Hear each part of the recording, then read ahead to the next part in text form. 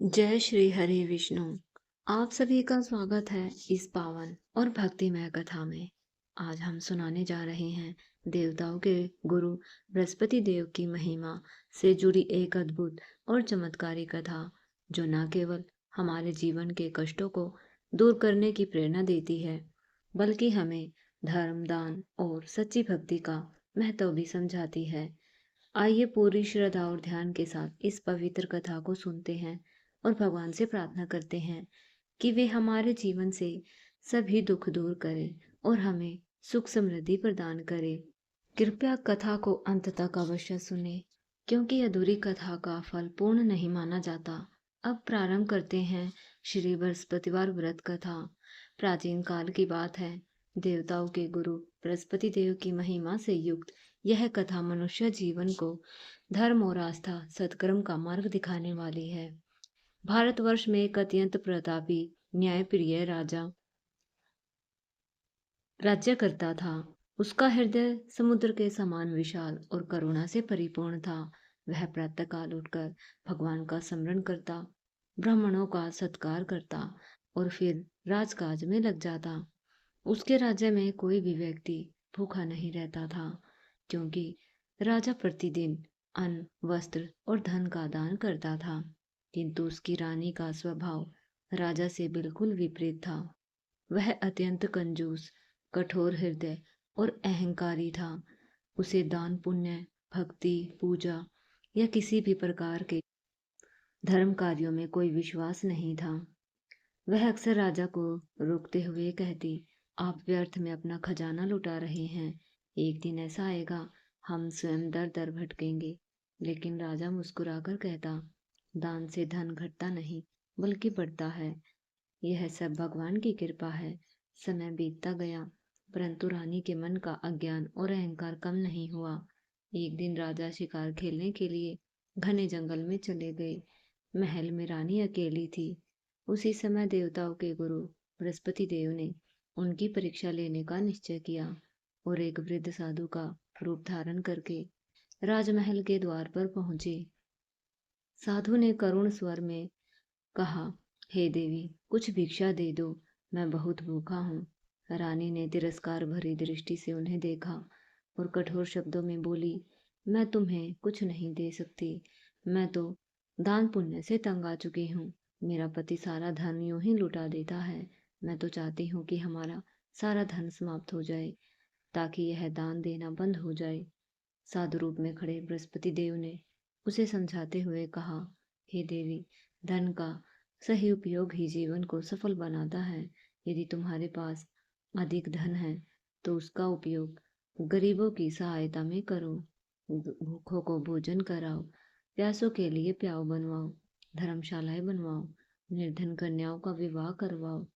इससे तुम्हारा यश इस लोक और परलोक दोनों में फैलेगा। लेकिन रानी के हृदय पर इन उपदेशों का कोई प्रभाव नहीं पड़ा।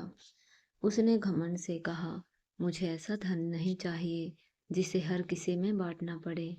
तब साधु ने गंभीर स्वर में कहा, यदि तुम्हारी ऐसी ही इच्छा है तो तथास्तु। तुम बृहस्पतिवार के दिन ऐसे कार्य करना जिनसे तुम्हारा धन नष्ट हो जाएगा। और उन्होंने उसे उल्टी विधि बता दी। इतना कहकर वे अंतर्ध्यान हो गए। रानी ने बिना सोचे समझे वही सब करना शुरू कर दिया। केवल 3 बृहस्पतिवार बीतते ही महल का सारा वैभव नष्ट हो गया।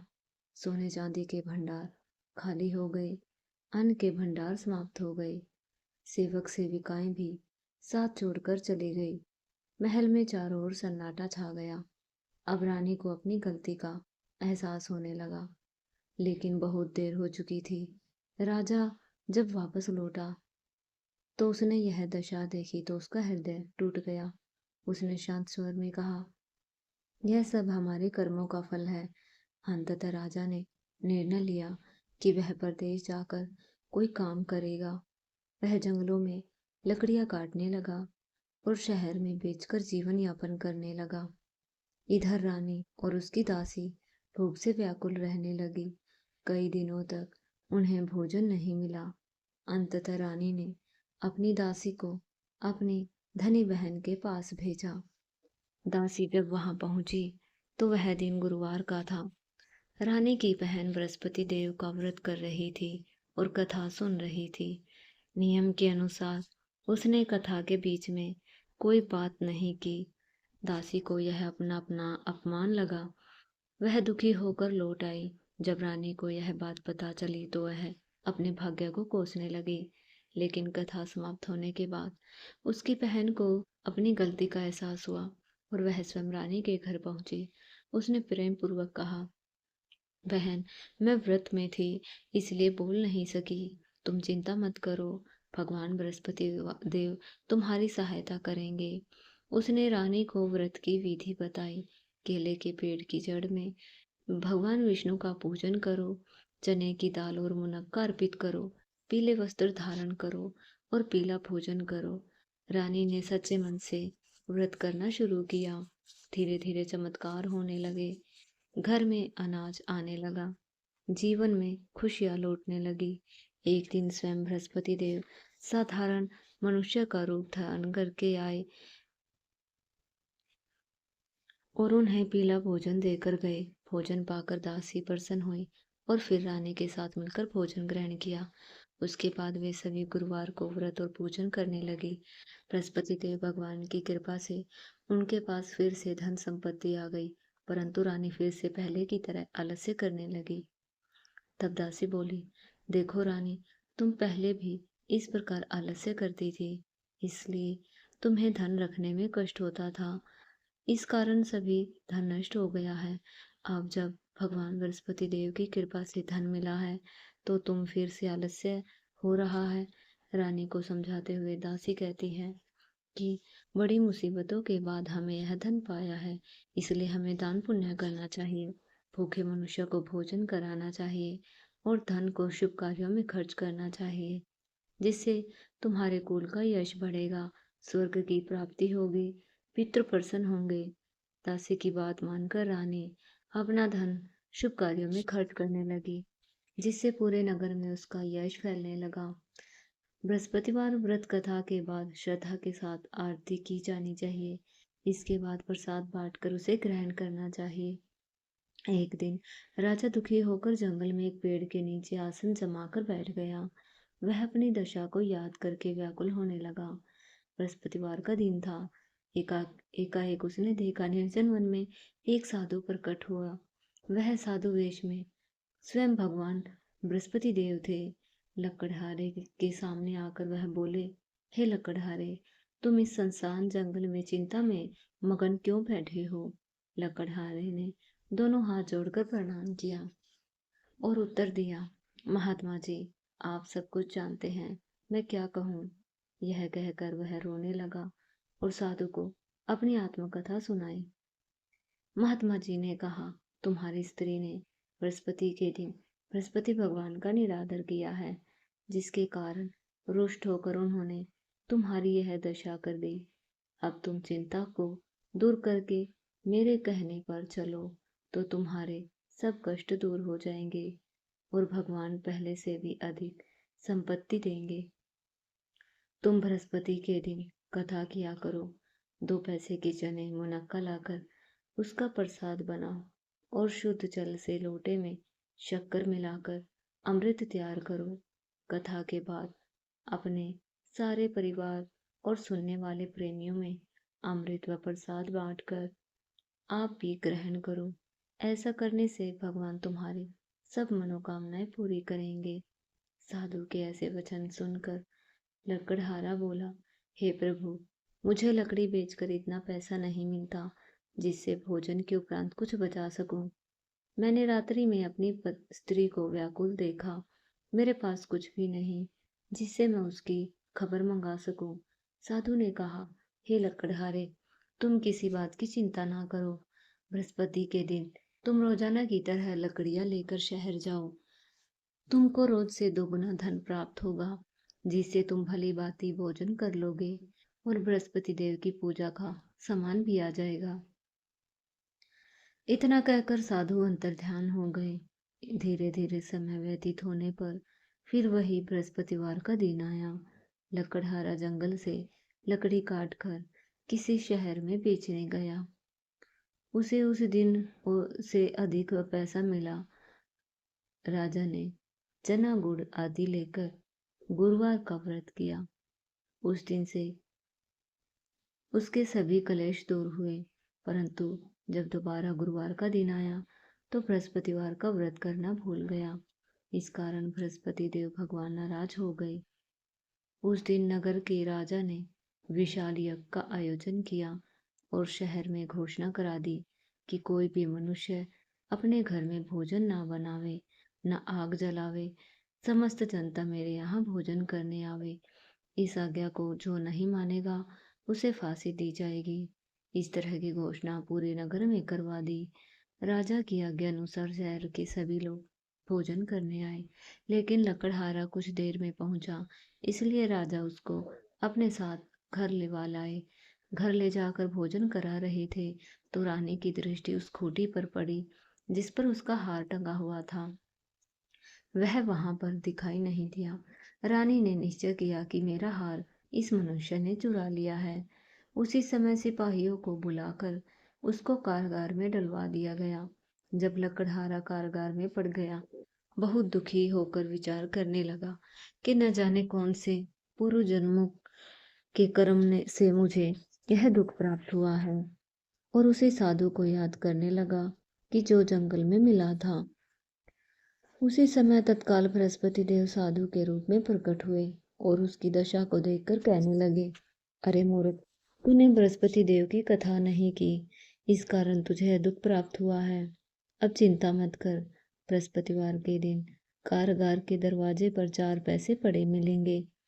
उनसे तू बृहस्पति देव की पूजा करना, जैसे तेरे सभी कष्ट दूर हो जाएंगे। बृहस्पति के दिन उसे 4 पैसे मिले। लकड़हारे ने कथा कही। उसी रात्रि बृहस्पति देव ने उस नगर के राजा को स्वप्न में कहा, हे राजा, तुमने जिस आदमी को कारागार में डाला है वह निर्दोष है, वह राजा है, उसे छोड़ देना। रानी का हार उसी खूंटी पर लटका है। अगर तू ऐसा नहीं करेगा तो मैं तेरे राज्य को नष्ट कर दूंगा। इस तरह रात्रि के स्वप्न को देखकर राजा प्रातःकाल उठा और खूंटी पर हार देखकर लकड़हारे को बुलाकर क्षमा मांगी और लकड़हारे को योग्य सुंदर वस्त्र आभूषण देकर विदा किया। बृहस्पति देव की आज्ञा के अनुसार लकड़हारा अपने नगर को चल दिया। राजा जब अपने नगर के पास पहुंचा तो उसे बड़ा आश्चर्य हुआ। नगर में पहले से अधिक बाग, तालाब, कुएं और बहुत सी धर्मशाला, मंदिर आदि बन गई हैं। राजा ने पूछा कि यह किसका बाग और धर्मशाला है। तब नगर के सब लोग कहने लगे, यह सब रानी और बांदी के हैं। तो राजा को आश्चर्य हुआ और गुस्सा भी आया। जब रानी को यह खबर सुनी कि राजा आ रहे हैं तो उन्होंने बांदी से कहा, हे दासी, देख राजा हमको कितनी बुरी हालत में छोड़ गए थे। हमारी ऐसी हालत देखकर वह लौट ना जाए, इसलिए तू दरवाजे पर खड़ी हो जा। आज्ञा अनुसार दासी दरवाजे पर खड़ी हो गई। राजा आए तो उन्हें अपने साथ लेवा लाई। तब राजा ने क्रोध करके अपनी रानी से पूछा, यह धन तुम्हें कैसे प्राप्त हुआ है? तब उन्होंने कहा, हमें यह सब धन बृहस्पति देव के व्रत के प्रभाव से प्राप्त हुआ है। राजा ने निश्चय किया कि 7 रोज बाद तो सभी बृहस्पति देव का पूजन करते हैं, परंतु मैं हर रोज दिन में 3 बार कहानी और रोज व्रत किया करूंगा। अब हर समय राजा के दुपट्टे में चने की दाल बंधी रहती और दिन में 3 बार कहानी कहता। एक रोज राजा ने विचार किया कि चलो अपनी बहन के पास जाए। वह इस तरह निश्चय करके घोड़े पर सवार होकर निकल पड़ा। रास्ते में उसने देखा कुछ आदमी एक मुर्दे को लेकर जा रहे हैं। उन्हें रोक कर राजा कहने लगा, रे भाइयों, मेरी बृहस्पति देव की कथा सुन लो। वे बोले, लो, हमारा तो आदमी मर गया है और इसको अपनी कथा की पड़ी है। परंतु कुछ आदमी बोले, अच्छा कहो, हम तुम्हारी कथा सुनेंगे। राजा ने दाल निकाली और कथा सुनाई ही थी कि मुर्दा हिलने लग गया। और जब कथा समाप्त हुई तो राम राम करके मनुष्य उठ खड़ा हो गया। आओ मार्ग में उसे एक किसान खेत में हल चलाता दिखाई दिया। राजा ने उसे देख के उससे बोले, अरे भाई, तुम मेरी बृहस्पतिवार की कथा सुन लो। किसान बोला, जब तक मैं तुम्हारी कथा सुनूंगा तब तक 4 हरैया जोत लूंगा। जा अपनी कथा किसी और को सुनाना।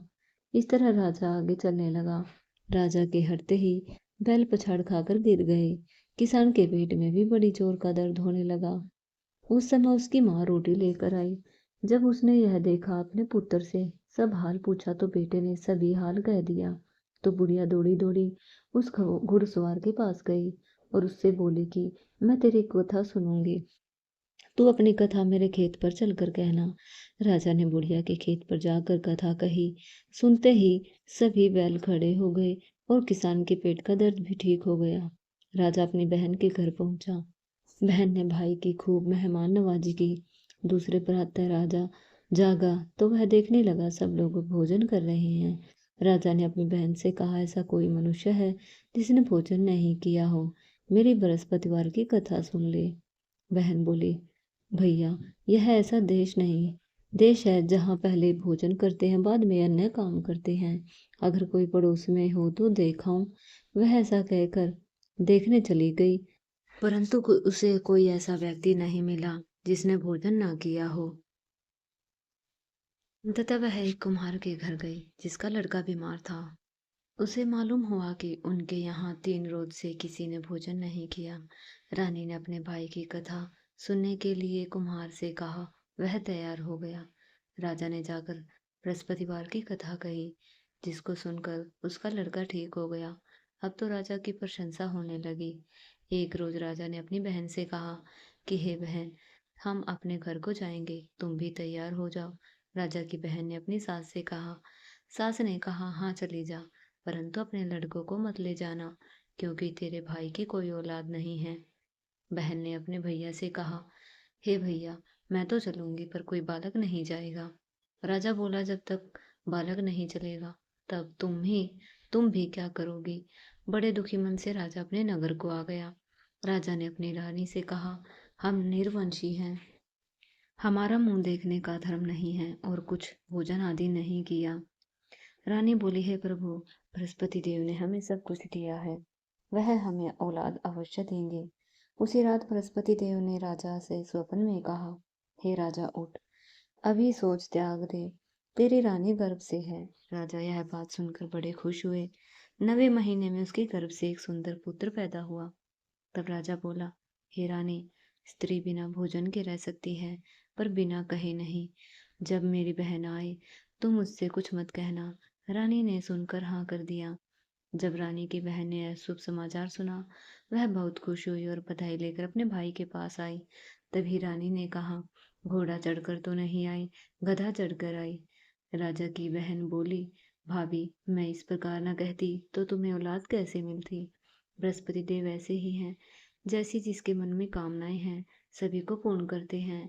जो सद्भावना पूर्वक बृहस्पतिवार का व्रत करता है, कथा पढ़ता है अथवा सुनता है, दूसरों को सुनाता है, बृहस्पति देव उनकी सभी मनोकामनाएं पूर्ण करते हैं।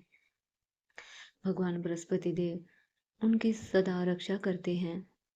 जैसी सच्ची भावना से रानी और राजा ने उनकी कथा का गुणगान किया तो उनकी सभी इच्छाएं बृहस्पति देव जी ने पूर्ण की थी। इसलिए पूर्ण कथा सुनने के बाद प्रसाद लेकर जाना चाहिए।